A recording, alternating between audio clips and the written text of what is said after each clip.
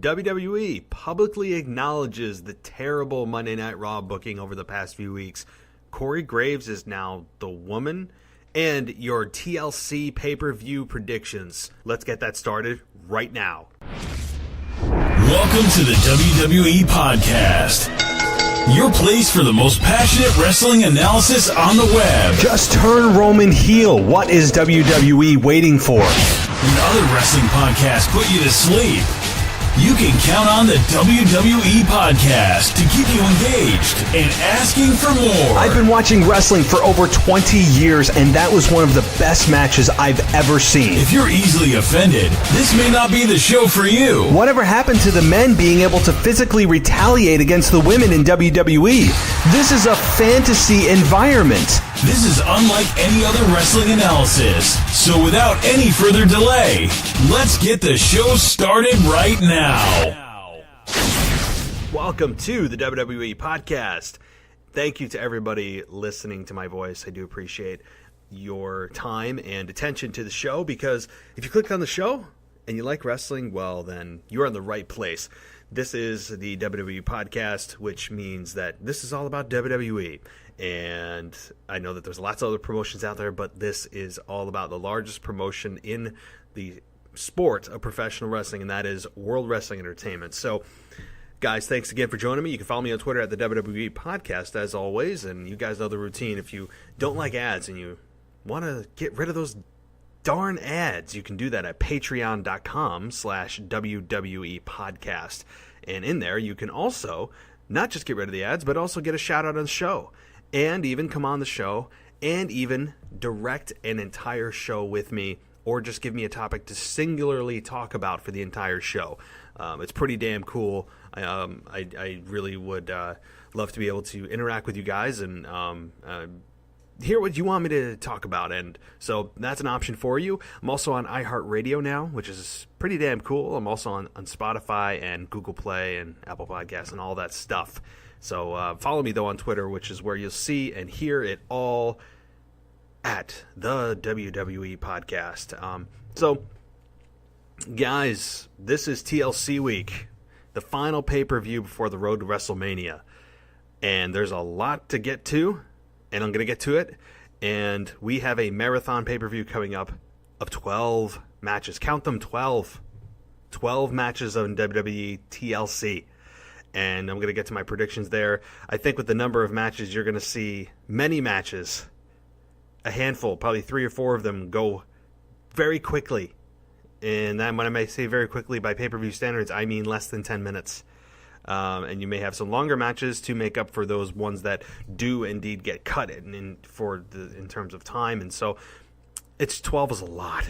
12 is a lot of matches. That's I know that WrestleMania, can exceed that number, but man, that's a lot of time to just introduce the audience to all your characters and try to get them invested in all the storylines and caught up on all the stories. And it's a chore to me. I mean, if I was running a wrestling promotion, I would make about 10 matches or less. Probably stick around more of the 6 to 8 range, because 12 is just it's a beast. All right, so before I get into some Monday Night Raw and SmackDown Live highlights, and I do have some, and lowlights and differing opinions, is this whole deal with Corey Graves and Becky Lynch. It's heating up, folks. People are typing away with their fingers, and things are getting heated. That's how celebrities and really common folk battle nowadays, is being keyboard warriors. And look, Becky Lynch is on fire. There's no question about that. And she attacked Corey Graves, not unprovoked though. So, in case you guys don't understand what's happening, Becky Lynch is responding to allegations made by Corey Graves. So Corey Graves was claiming that Becky Lynch was acting too cocky for her own good and talks way too much on social media. So Becky Lynch responds to this on Twitter and says that, so Graves has been saying I'm too cocky and I talk too much on social media. Like, that's a bad thing. I drum up more interest in one tweet than you do with 5 hours of your Heenan light routine every week. Listen, I'm here to make history. You're just here to observe me do it. To which Corey Graves would reply with the following: I'll admit it, it's tough to go full Heenan when the boss is actually paying attention to your work. You'll realize that someday. So this seems a little bit of... has a little legitimacy outside of a storyline, because there is no storyline to this. I don't know what you can develop from this other than Corey Graves is, at times, a heel announcer. I think that's where they're positioning Corey Graves as, is typically siding with the heels, except when it comes to Roman Reigns, in which case he has to back him regardless of whatever storyline is happening and whatever position that the heel commentators are in. They all just turn babyface when Roman Reigns comes out. But again, he's not even on the product. Hasn't been on the product in over a month. But this whole story with Becky and Corey Graves is seeming to catch fire right now, and I don't know the purpose of it. I really don't. Maybe this is just Becky being Becky. Both individuals are well aware of how public their tweets are and how people just go gaga sometimes over these Twitter battles that are oftentimes manufactured. And in this case, I really don't know. I think there's a little bit of truth and a little bit of legitimate frustration on both sides. And it's just fun, though. Right now, it's fun to see Becky Lynch on Twitter, who seems to be torching everyone in her path, who has just flipped a switch, gone into that next gear, and is just worlds better on the mic and presence than her female counterparts on either show. And to be honest with you, WWE, quote, turning Charlotte heel may end up backfiring in WWE, or at least if their idea was, well, we'll turn her heel and maybe she'll get the reaction that Becky did when we tried to turn her heel.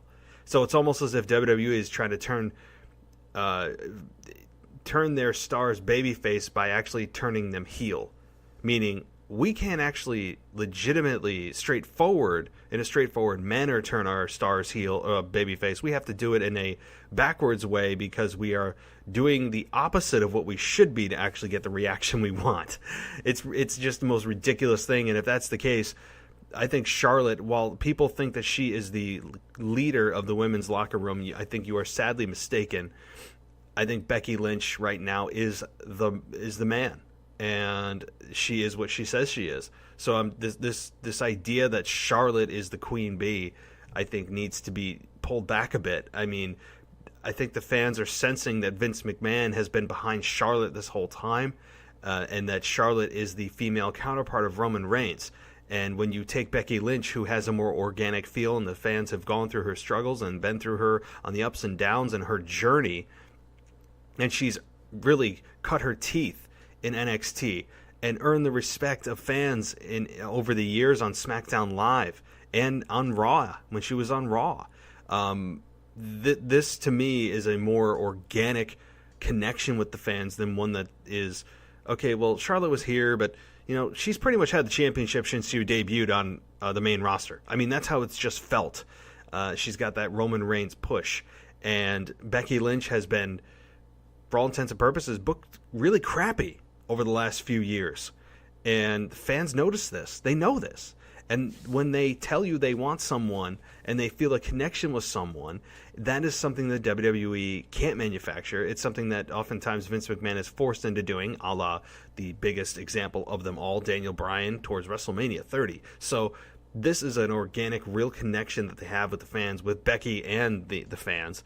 So if they're trying to position Charlotte in the short or long term against Becky in the roles that they are currently cast, I just have two words: good luck.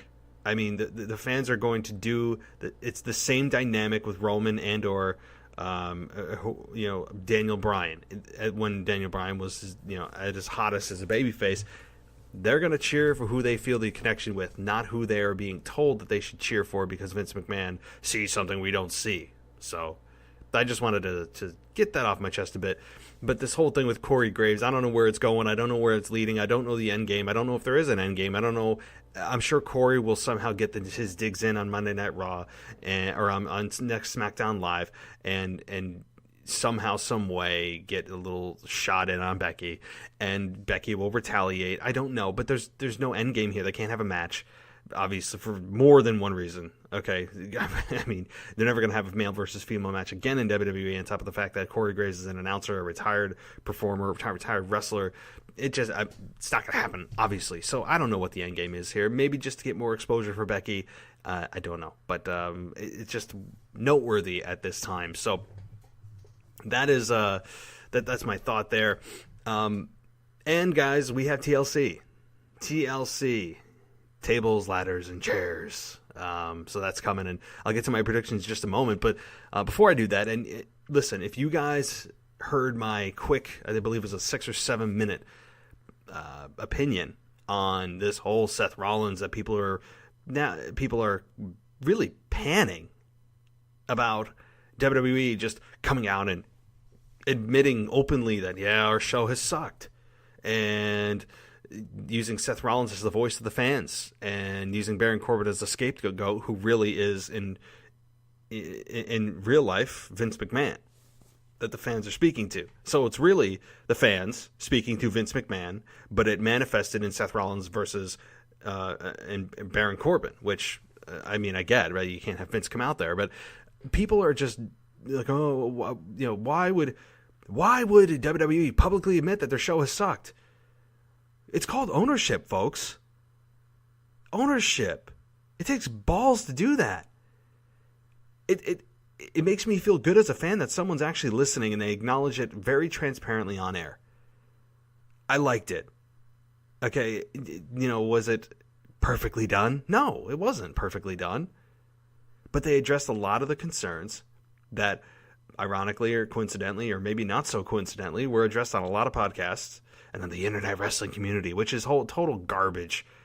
Okay, and I said this before, I'll say it again. If you heard my show, I apologize if this is a bit of a duplicate response, but it's worth mentioning that the internet wrestling community, guys, it doesn't exist in the vacuum and microcosm, small little, in my mom's basement, you know, hiding behind a keyboard, trashing people way anymore. This label of internet wrestling community, I mean, I guess you could label it as that, but who the hell is a WWE fan that's also not an internet fan?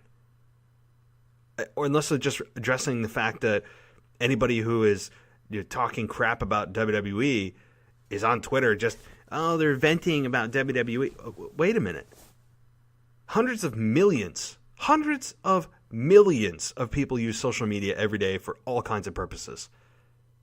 It's exploded. Okay, so to try to minimize this label of internet wrestling community, it doesn't exist anymore in the way it did in the early to mid and even late 90s. It doesn't exist like that anymore.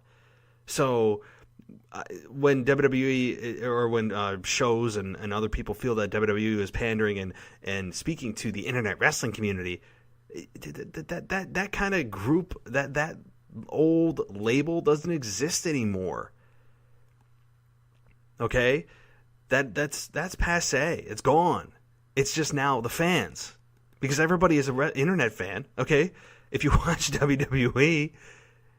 I don't get it. Okay, so I'm going in circles, but you guys get my drift now. So I just like the way that WWE addressed it. I do.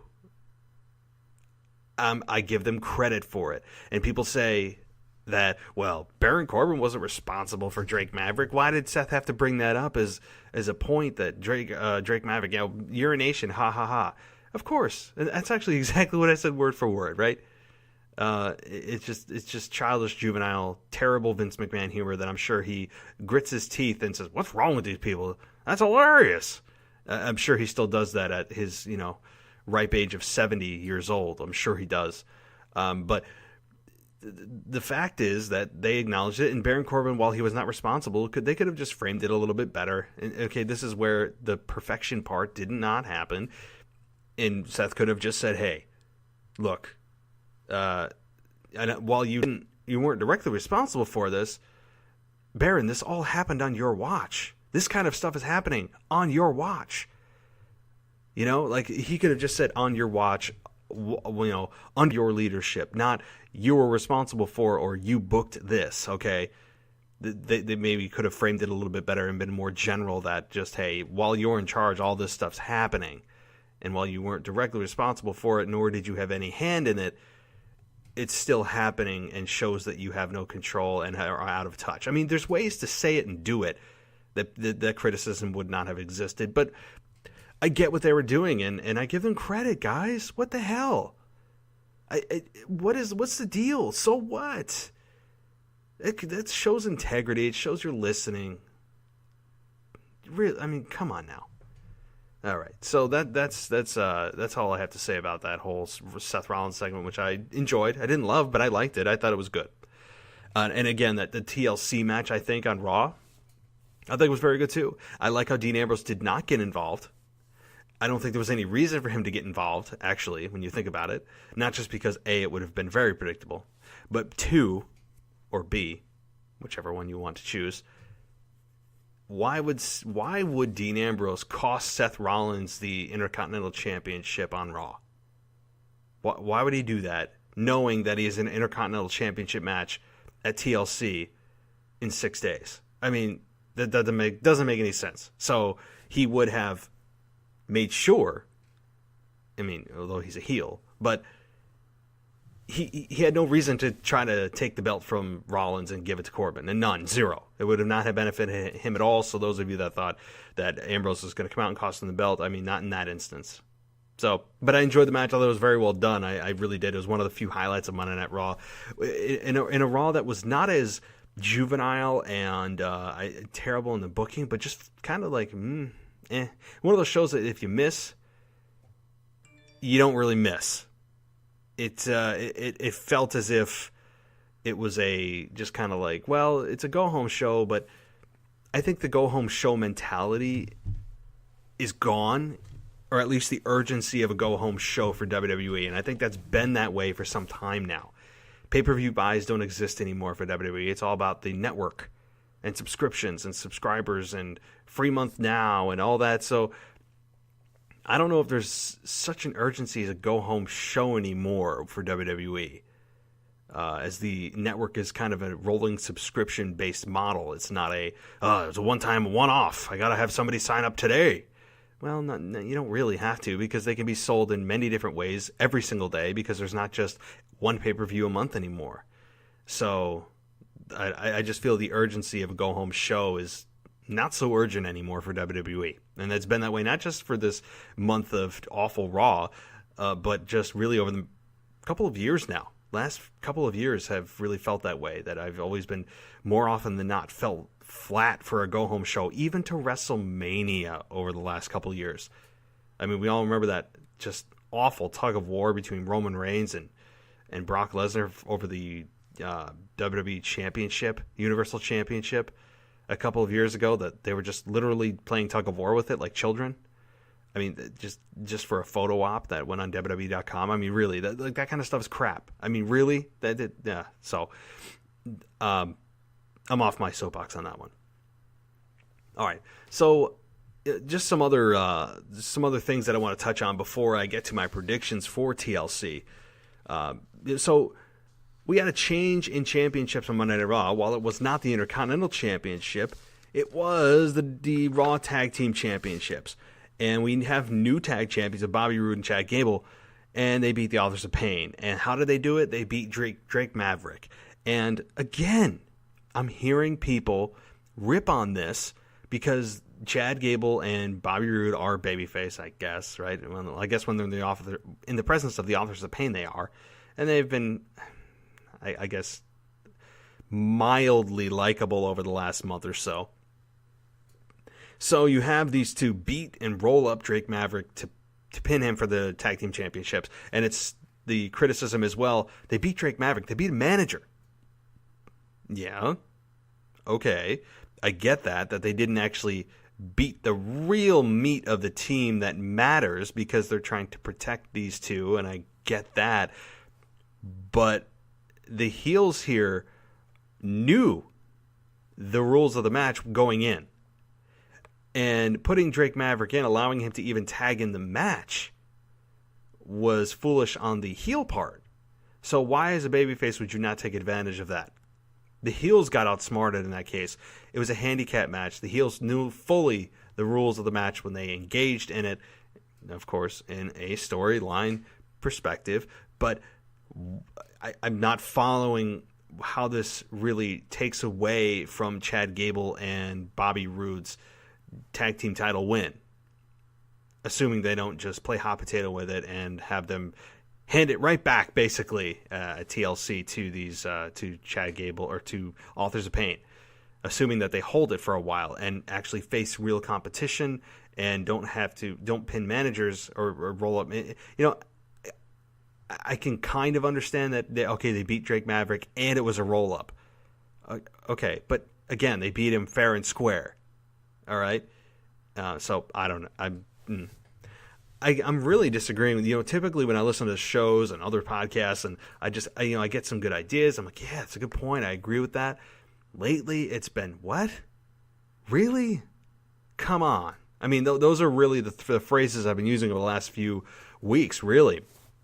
And the whole disagreement about basically exploiting Roman Reigns' illness and anything that's based in reality and people can relate to. Oh, the alcohol. Oh, Samoa Joe's at a bar.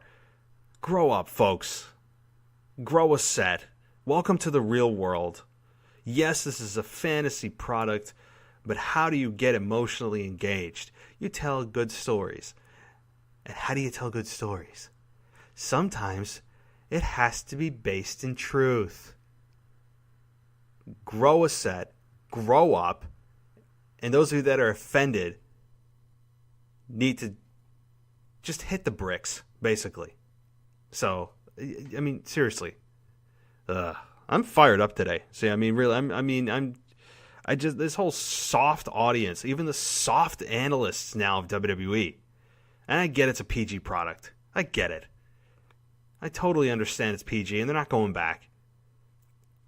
But you're telling me that you're going to get offended by something that, I knew someone who had an alcohol problem. I don't know if I can handle that. Now that triggers me. Seriously, hit the road. Really, hit the road. Go watch Care Bears. I don't know, something. SpongeBob, something that won't offend you. I'm sure you'll find something just like why don't you go listen to Baby It's Cold Outside? People are getting ridiculous. Suggesting, and JR touched on this on his podcast too, and he gave me the idea that I'm not going to regurgitate what he said from his opinion because I have my own brain. There's your free plug, JR, for your podcast, the Ross Report. Go listen to it. It's awesome stuff. Love JR, lifelong fan. And his opinion on, because we all know what happened with the Baby It's Cold Outside, because it's suggestive that a man is using the weather to somehow get a woman to stay overnight with him, right? Okay, even if you interpret the lyrics like that, which I don't, who cares? Who cares? You're kidding me, right? Are we going to now be offended that the grandma got run over by a reindeer is murder? I mean, are we going to be concerned about that now? Or I saw mommy kissing Santa Claus? Are we going to say that's adultery? I mean, really? Come on, guys. We have to have something better to do during the wintertime. The problem is this is such a sensitive, everyone has to have a voice, everyone has to be equally represented, soft, just awful progressive mentality of the society that has contributed to this, that everybody has a voice, and if I'm just mildly offended, I can call the police. I mean, really, F off. Seriously. And I mean that. I'm so tired of this. It's leaking into a fantasy environment that we all just need to relax and enjoy. Yeah, I can't relax if I'm triggered by something. Then sit in a room and close your eyes, and make sure you don't watch anything. Just sit there and just maybe stare out the window. Maybe that won't offend you. Okay. God. All right, let's move on to some other things on Raw. And Dolph Ziggler and Drew McIntyre. So Drew McIntyre got his heat back. He beat Dolph clean. I don't know where Dolph is going at this point. Who knows? I don't think he knows. I think he's going right back into his home of Oblivion Boulevard. That's where Dolph Ziggler seems to have lived, and I guess he took a temporary hiatus with Drew McIntyre driving around with him. But he came back full circle, and I believe he's going right back to Oblivion Boulevard. Really. I mean, it's unfortunate because of how good of a talent he is. He is a very good talent, but I don't think WWE ever truly knew what to do with him. I really don't. Great in-ring worker. Didn't quite catch on that personality. He had about 75% of what he needed to take it to that next level and just could not. And again, his career's not over. I'm speaking like his career is, buried and dead, but it's not. But let's be honest, he's on the back nine of his career. It's called Father Time. I just don't think that WWE just ever really knew what to do with Dolph, and never really connected with the audience on a promo level. I really think that. So, all right, let's see what else is going on. Oh, so the Ronda Rousey comes out and basically, says that it's going to be a face-to-face that WWE advertised the whole night, and we don't get a face-to-face. We get like a Ronda coming out and Corey Graves acknowledged, she's not smiling tonight. Another kind of wink and nod that, hey, y'all are saying that Ronda comes out and smiles too much. She does. Especially after the beating that that Charlotte put on her at Survivor Series. She comes out the very next night, no limping, no bandages, smiling like, it's her first day in kindergarten and she wants to make friends. It was just embarrassing. It's terrible. I don't care if it's a wink, nod, and ha-ha, I hear you. You guys don't know what you're talking about. No, we do. You know how we do? Because of the reactions that these superstars are getting when it starts to fade or when the fans don't agree. And this whole ideology of, the fans are just rebellious. They just cheer for people you boo and they try to make themselves a part of the show. I think largely people react out of real instinct and real emotion. I don't think people react as a collective group, almost in a group think type of strategy. Like, he's cheering. I'm going to cheer because it seems cool to wait. We're not going to do what they tell us. We're going to do the opposite. I think when that happens, it's not a conscious decision. It's, hey, no. I like this guy. I like this girl. That's why I'm cheering them. And I'm booing the people that, I don't like and I think are being pushed artificially. So, I mean, it's simple psychology, and I don't buy into this. It's a defiant audience. It's not defiant just to be defiant. Dig a little deeper. And this is where JR, I mean, I love the guy. I really do. I think he's awesome. But he constantly is talking about this defiant male audience or defiant audience. They're going against the grain just to go against the grain. They're booing Roman Reigns just to boo Roman Reigns because it's cool. He's cool to do. No, it's not. That's not it. It's not because it's the cool thing to do. It's because people really feel that way. You ever think of that? Good grief. All right. So, okay, I'm going to touch a quick thing on Bayley and Sasha that, honestly, I mean, they're proposing that they become the first women tag team champions, which I think they're shooting for at WrestleMania, although not official, not announced. But does anybody care at this point about Bayley and Sasha? To be honest with you, I think their personalities are more towards heel tendencies of obnoxious. Everything they do is just lovely. They love each other. But honestly, if they turned on each other, I would care less. Because we've seen that twice. And I don't know if they knew where they were going with it. It was terrible then. It would be more terrible now if they did it. I think they would be best off to get the hell away from each other. Maybe even one go to SmackDown. Get the hell away from each other.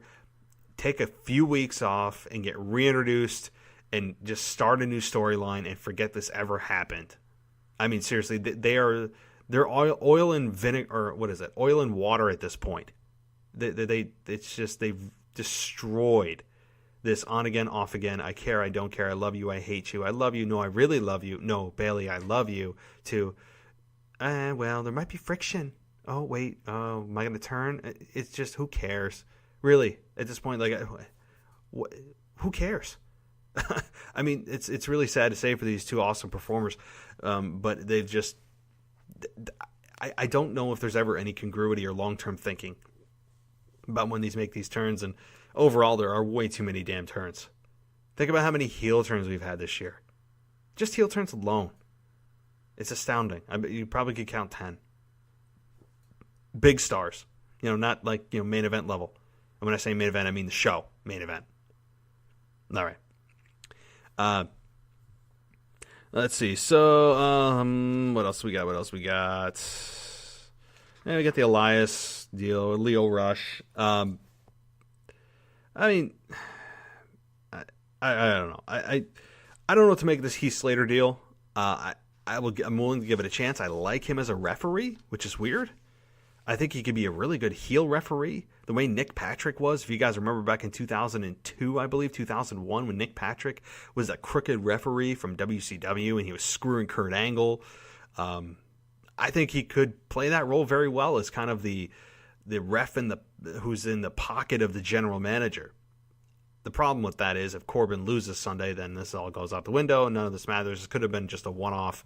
But I like Heath Slater as a crooked referee. I think the Heath I got kids and the Cheese Whiz days with Rhino are over.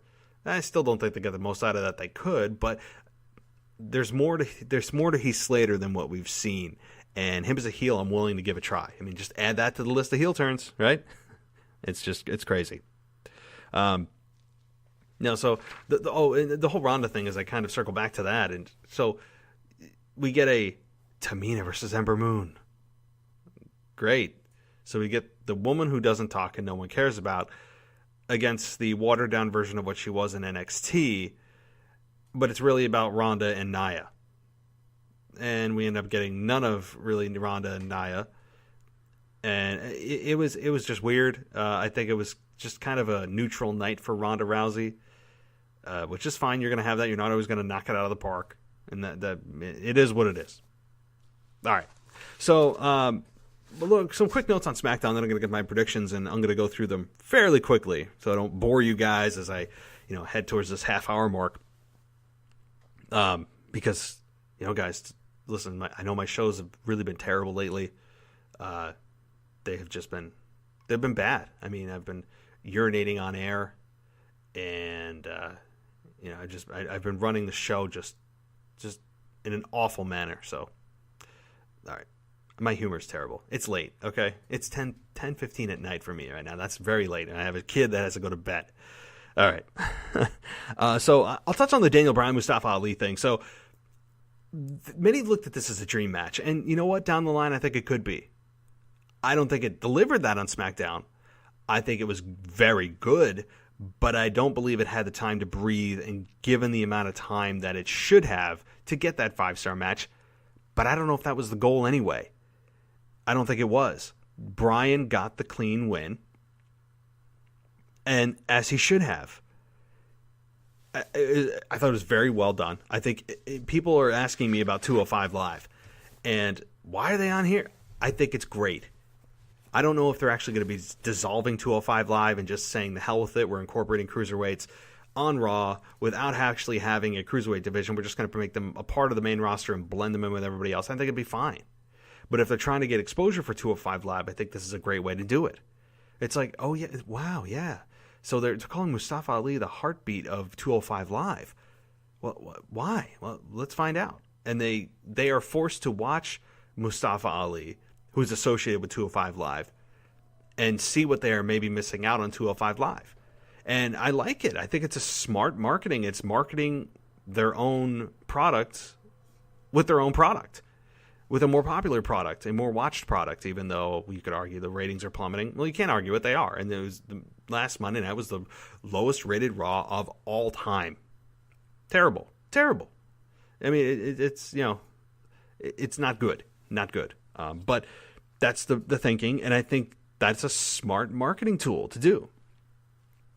So Let's see. So, yeah, Bryan wins, and I expected him to win. He's going into a title match with AJ Styles at TLC. Come on.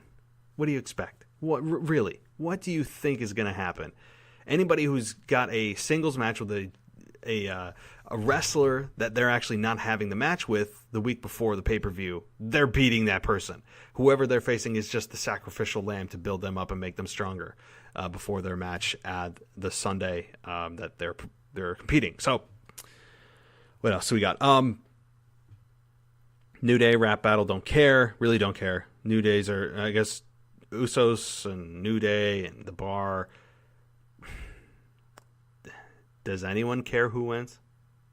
I'm not talking about the rap battle, because that was, I mean, does anybody care who wins the SmackDown Tag Team Championship? I mean, it's kind of interchangeable at this point, isn't it? I'll get to my predictions in just a moment. Rusev is seemingly, I mean, I know he had a tag match with Rusev and Hardy versus Joe and Nakamura, but Rusev beating Nakamura, I don't think that can be overlooked. I really don't. Nakamura, who was the 2018 Royal Rumble winner, main evented WrestleMania with AJ Styles, and I think over the back end of 2018 has cooled off, but still has an amazing upside. Is still looked highly regarded, and Rusev beats Nakamura clean. People need to keep an eye on that, and I mean that in a good way. I think Rusev is a extremely underutilized talent, so just keep that in mind as we move forward, folks. That's just keep an eye on things with Rusev, and again, I mean that in a good way. So this Miz thing, guys, oh my God. Back to the garbage here. The Miz in the ring, he's got the World Cup trophy with him. Okay? The trophy that he says he's a third of the winner, or he says he's 2/3 and Shane is a third. He's got this obsession with Shane McMahon just agreeing to be his partner. Why? You main events at WrestleMania. Shane has not main evented WrestleMania one-on-one with anybody. He has performed in WrestleMania undeservingly. I'm not following this. I don't know where this is going. Anybody know or anybody care? Shane doesn't belong in the ring at all. I just wish Shane would turn heel. I know this is just another heel turn to add, but I don't consider him a real performer. He's just kind of like that extra that likes to get involved, and he's got privileges because he's the son of the promoter. And he just plays in the sandbox whenever he just wants to. So I don't consider him a real performer, because he's not. And you just turn him heel, just be the typical heel McMahon. I think he played that well. Shane's been back for a couple years now. He has worn out his welcome. It's time to just change the game, change uniforms, and see how you play for the other team. I mean, I think that's where they need to go at this point. Really, just let's just go, because if that's the end game here, great. I'm on board. Let's buy a ticket, and I'm leaving the train station. But to just continue this, I don't know. I really have no idea where this is going. Really don't. And okay, I don't know. Let's move on. So let's see if there's anything else here I want to address before I get to my TLC predictions. So Charlotte and Asuka, Asuka standing tall. Cool. I liked it. I think that pretty much is solidifying the fact that Asuka is not winning the championship at TLC. But hey, I've been proven wrong before, and WWE has, basically led us down a path that they wanted us to lead us down, and think we know what's going to happen, and they turn it. So we've seen that before, and I wouldn't be surprised. But at the same time, I think that this is going to be an indication that Asuka is not going to become walking out with the championship on Sunday. So, all right, let's just get into it. Let's get into my TLC thoughts and predictions, really. So let's start at the very top here. And let's start with AJ Styles and Daniel Bryan. So I know that most people are favoring Bryan here, and I think with good reason. I think Daniel Bryan is the favorite. There's no question about that. And why WWE would put this on anyone else, put the championship on anybody else right now, would not make a damn bit of sense.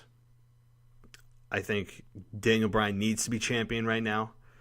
He's doing a good job on the mic. He's, again, talking about him who, he's basically saying that he is superior to those of us who are just destroying the environment.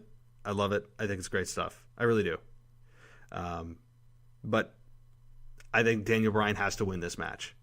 Do not give it back to AJ Styles. Daniel Bryan is just starting to catch traction as a heel. So I expect a good match. Daniel Bryan wins. And it's probably by crook or hook. Not legitimate. Probably another low blow. A rake to the eyes. Something dastardly. All right. Finn Balor and Drew McIntyre. Drew McIntyre. I mean, Drew just has to win this one. And I mean that because where do you think WWE is pointing Drew McIntyre? You need to do nothing but look up, folks. Just look up. All right, let's see what else we got here. We have Elias versus Bobby Lashley, and obviously there's a guitar hanging above the ring. I would say Elias should win this with his guitar hanging above the ring. I could see Lio Rush getting involved in this and Bobby Lashley winning. I'm going to go with Elias. I'm going to go with Elias winning this match because I think he needs it more than Bobby Lashley does. Why? Because Bobby Lashley is boring. Boring. There's really nothing else to say about that. SmackDown Championship, Bar, Usos, and New Day. Honestly, don't care. I'm going to go with the Bar retaining. Don't know why. I think they're all great performers, great wrestlers. But like I said, the SmackDown Championship is interchangeable, so just might as well keep it on the Bar. Braun Strowman and Baron Corbin. I think Strowman wins this. I know that. I think everyone everyone believes that Braun Strowman's going to be there. I think that it's just a farce to believe that otherwise he will not. He's going to be there. Okay, and I think that Braun Strowman beats Corbin, and Corbin is no longer the Raw general manager. However, I'm concerned about this pick because many people are assuming that Lars Sullivan gets introduced, interferes, costs Corbin or costs Strowman the match, and is the heavy for Baron Corbin. I'm concerned, but I'm going to go against the grain and say Braun Strowman beats the hell out of Baron Corbin, and we have no longer a Raw general manager that is driving down ratings. And I think that WWE recognizes it's time to make a change. I think before all this terrible booking and Raw ratings drop, they might have kept Corbin as general manager. But Corbin is taking up so much TV time that it's hard not to blame him in part for the drop in ratings. So I think Corbin goes. That's all I have to say. Intercontinental Championship match, Seth Rollins and Dean. I think Dean wins the belt. I think he wins the belt because it frees up Seth Rollins for WrestleMania season. I expect it to be physical. I expect it to be nasty. I think Rollins is going to put a beating on Dean. But I think Brock Lesnar is where Seth is headed. If not The Rock, which I'm just going to assume that's not going to happen. But Dean needs the belt. Or doesn't need it, but I think is on a better path with the belt than Seth is with the belt. I think he's run its course. He's been a very suitable champion. He's added value to the belt. And it's time to move Seth on to WrestleMania season. So Seth drops the belt to Dean. Rousey versus Jax. I think there's no question that Ronda Rousey wins this. I wouldn't say that it's going to be a rout. In other words, I don't think Ronda Rousey is going to dominate this match. But it's time for Rousey to get past Jax and put a beating on Jax. And Rousey wins the belt. Let's see, what else do we have here? Going down my list here. Becky Lynch, Charlotte, and Asuka TLC match. It's the first ever women's TLC match.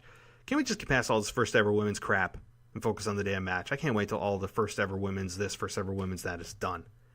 It's just because it's like it takes more importance. So the problem is WWE frames all of this first ever women's. That phrase is more important than the match and outcome itself. It's just about making history. It's nonsense. It's infuriating. I think, I'm seeing picks here. I'm looking at some people's picks. They're picking Asuka. That may not be a bad pick. I will be concerned if Asuka wins the belt. I'm not putting it past her. I'm still going to pick Charlotte to win. But the problem would be if Asuka wins, that means they're trying to free up Becky and Charlotte to face Ronda in a 3-way at WrestleMania. And please, and I've said this before, God almighty, keep the 3-way out of WrestleMania. It's not the time for it. It's Becky's year. Get Charlotte, the Roman Reigns version of the female division, out of the main event of WrestleMania. It's Becky's time to do this. Good grief. So I'll be concerned. I'm going to go with Charlotte because I want Charlotte to win so she can stay the hell out of the main event of WrestleMania. Which sounds counterintuitive if you're the champ, but please. Good God. All right, so those are my picks, guys. So the Cruiserweight Championship, I didn't mention that. I'm going to go with Buddy Murphy retaining. I think that, unless WWE has plans to call Murphy up to the main roster on Monday, I don't think there's any reason to end what's already been really a great reign as champion. So that's my pick there. I didn't touch on Rey Mysterio and Randy. Again, kind of a lackluster match. I think Randy wins that one. I'm sorry, guys, I'm rocketing through this, but I don't have a whole lot of stake in some of these. The Mixed Match Challenge final, R-Truth and Carmella versus Jinder and Alicia. I'm going to go with R-Truth and Carmella. Why? Because, I don't know, 2 words. Dance break. Really. I don't know. So those are my picks, guys. Thank you for joining me. Again, I'll be watching TLC live on Sunday with you guys. So follow me on Twitter if you want comments, if you want to give me feedback on what you're thinking during the show. With all 12 matches, don't worry, there's not going to be any shortage of things to talk about. So, guys, as always, thanks, and I'll talk to you next time.